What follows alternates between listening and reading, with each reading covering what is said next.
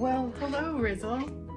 It is I, House of Tanya. I'm back from just had to shut it down for a couple of days because I had to go to work in 104-degree weather up in I guess it's a high desert. But as you see, I have a blemish here and a blemish there, a zit, a pimple, 2 of them, and I got 1, 2, 3 more mosquito bites, which isn't bad. I did put on repellent, but I was in a strange outfit. It was like a lace camisole, a corset, shorts, and some cotton tights that came up just over the knee. It was supposed to be old times, but you know, it was tough because it was so hot, and they did interesting things to my hair that I can't show you until that show or whatever comes out. But you know, they put feathers in it and twisted it and braided it and all this.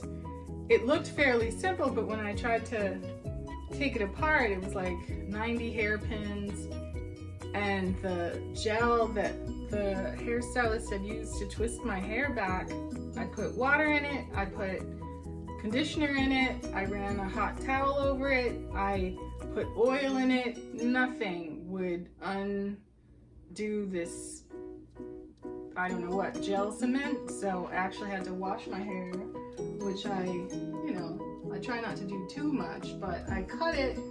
I probably cut maybe 8 inches off of it just to kind of make it easier for them to work with. It was a whole thing, but they were very happy, which is the key.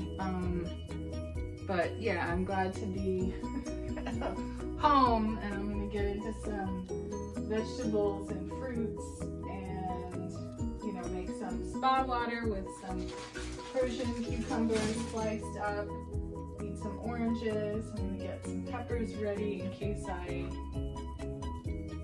cook something, but I might just eat falafel. How are things in your part of the world? I'm sorry I've been out of touch. I'm just figuring out, you know, when I have too much stuff on my phone, I can't post to any social media. Not YouTube, not Rizzle, not nothing. So then I have to delete things, and anyway, it's a whole thing. Anyway, I hope everything's great. I don't know if you're aware of this CreepShow Art woman named Shannon on YouTube, who's apparently or allegedly been harassing and stalking and threatening and undermining and getting this other woman fired from her employment, and sharing perhaps underage nude photos that were hacked from her YouTube account. It's been a whole situation on YouTube. It's so disturbing. You know, if you've ever had a creep show kind of person in your life, you know what it is. Like, they spread rumors about you, they are obsessed with stalking your page. You know, you post your little movie as a superhero and they watch it.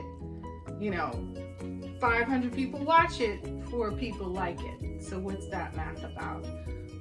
You know, never mind the other things that go along with someone, you know, like CreepShow Art, who did a lot to virtue signal, to act like she was, you know, pro-LGBT and trans people, that she was against racism, that she was, you know, all these good kind of halo things, but at the same time, she was allegedly going on lolcow and other sites and attacking people because of their transgender identity, you know, and just smack talking all of her so-called friends and doing it under the cloak of anonymity. That cloak got torn off by the admins of the lolcow site.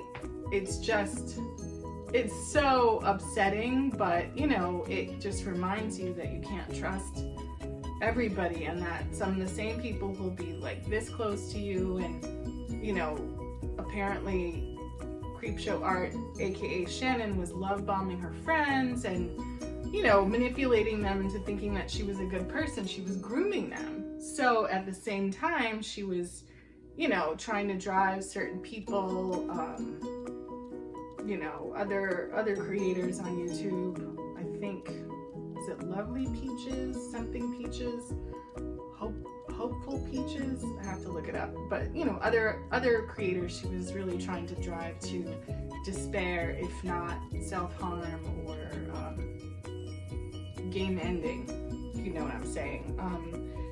It has been just such a heart-wrenching story to hear more about as people pull different pieces of the puzzle apart and put them together.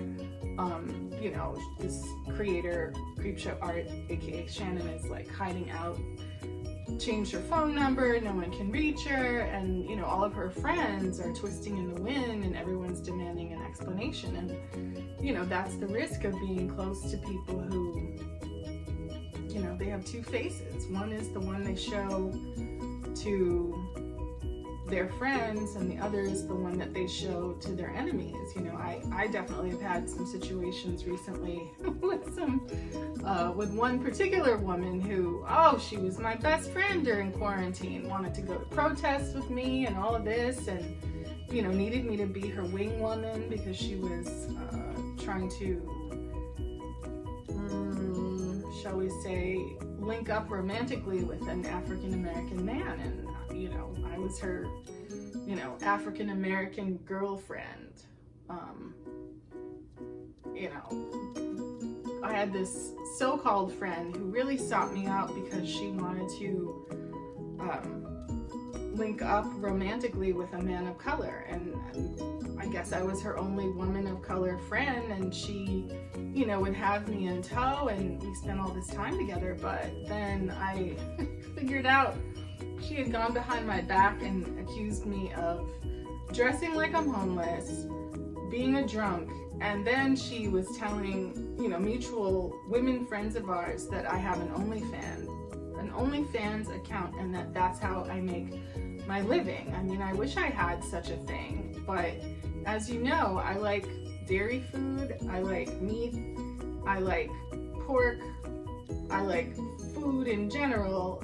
I really don't, I mean, I have alcohol, but I really don't drink it, you know. But I mean, again, I don't think it's about someone telling the truth about you to try to hurt your reputation. It's about them taking, you know, the fact that you're seen in photographs with them to suggest that you're super close and that they know your private business, and then to try to like drag you down out of, I can only guess it's jealousy or insanity, I'm not sure. But you know, my protocol was to stop responding. I know this person has a whole bunch of stalk accounts where she stalked the guy of color that she was into, and then she stalked the director of photography on a show that she was standing in on, you know, stalked his wife, all this, you know. I just know that blocking her isn't gonna stop her, and I kind of listened to this CreepShow Art story, and I just have to wonder, like, how indicative is stalking and hostility and lying about people? How much of that is like breadcrumbs on the road to doing even worse things? So anyway, it's sort of a lesson to us all, and something to be aware of in human behavior. I wish we could just chalk it up to, oh, that's one person who kind of was having a hard time, but I don't think so. And you know, more is coming out about CreepShow Art and her attacks on EmilyArtful, as well as, I believe it's Lovely Peaches, maybe that's her name. But you'll see, if you go on YouTube and just, you know, look up any of these names, you'll get onto the the loop of posts and information about it. You know, I had a great time working.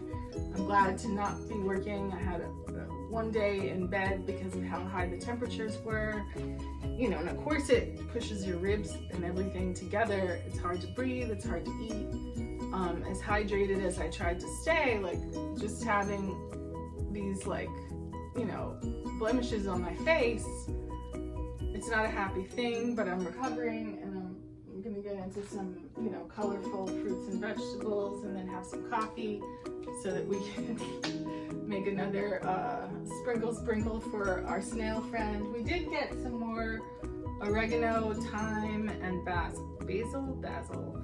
I'm thinking of planting it outside on the sky cabana, but we'll see, because I don't want to tempt the snails or other bugs. But yeah, so that's my update, and I might cook something later. Hope you're cool. Bye.